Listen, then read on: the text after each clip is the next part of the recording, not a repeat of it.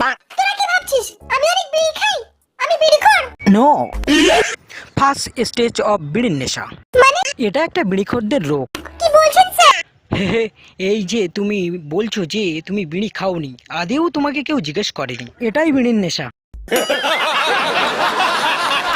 Sir বিশ্বাস করুন আমি বিড়ি খাইনি। কেউ দেখেছে? হ্যাঁ স্যার, আমি দেখেছি। তুই কি করে দেখলি? স্যার, সাধারণত যখন আমরা পায়খানায় বসি তখন পায়খানার গন্ধই আমাদের নাকে আসে, কিন্তু ও পায়খানায় বসার পর বিড়ির গন্ধই আমার নাকে আসে। আপনি কেন আমার কাছে টাকা চাইছেন? বিশ্বাস করুন আমি আপনার দোকান থেকে কোনোদিনও ধারে বিড়ি খেয়েছি কিনা আমার মনে পড়ছে না। জানি, ধারে খেয়ে টাকা না দেওয়াটাই তো তোমার রোগ। সত্যি তুমি এমন চিটিং বাজ জানতাম না সুদি। এই নে, তুই আমার গার্লফ্রেন্ডের কাছে টাকা নিবি? হ্যালো হ্যালো, আমরা এক্ষুনি যাচ্ছি, একটু সহ্য করে থাকো। কে ফোন করেছে পূজা?